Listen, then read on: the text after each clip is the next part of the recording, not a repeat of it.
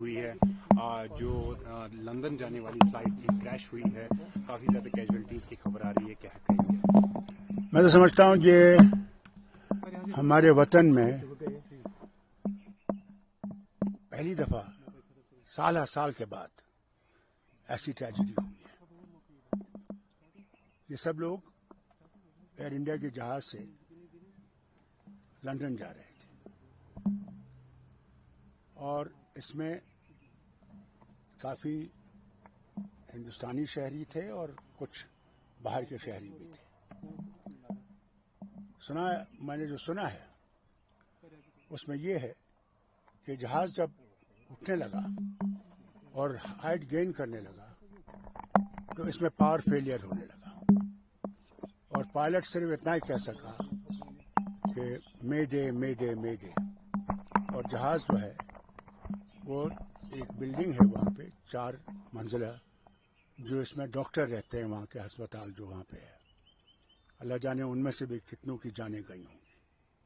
یہ بہت ہی افسوسناک ہے اور میں اپنی طرف سے، اپنی جماعت کی طرف سے اس صدمے کی سب جو اس میں مارے گئے ہیں ان کے ساتھ ہمدردی رکھتا ہوں اور اللہ سے یہی مانگتا ہوں کہ اللہ تعالیٰ ان کی روح کو اب امن دے، اور جو ان کے گھر والے ہیں جن کے سب سے زیادہ مصیبت تو ان پہ پڑی ہے وہ اس کو برداشت کر سکیں۔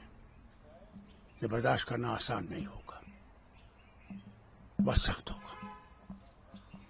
میں یہی دعا کرتا ہوں کہ اللہ تعالیٰ ان کو ہمت دے کہ وہ یہ برداشت کر سکیں اور ہم آگے خیال رکھیں کہ پھر کبھی ایسا واقعہ نہ آئے، اور اس کی جو ہے بہت بہترین انویسٹیگیشن ہونا چاہیے کہ جہاز کو ہوا کا۔ میں سمجھتا ہوں یہ تو بہت نئے جہاز ہے اور ان کو دیکھنا چاہیے، کیونکہ یہ آج تک میں نے سنا نہیں تھی اس جہاز کی کوئی ایسی مشکلات آئے ہیں۔ پھر سے میں آپ میڈیا کے ذریعے سب لوگ جو اس میں اپنی جان کھو گئے ہیں ان کے ساتھ امید کرتا ہوں کہ پروردگار ان کو امن دے گا جہاں ان کو لے جا رہا ہے، ان کی روحوں کو، اور ان کے جو لواحقین ہیں ان کو، ان کے ریلیشنس ہیں، ان کو ہمت دے یہ برداشت کرنے کا۔ میں تو گجرات سی ایم سے یہ کہوں گا،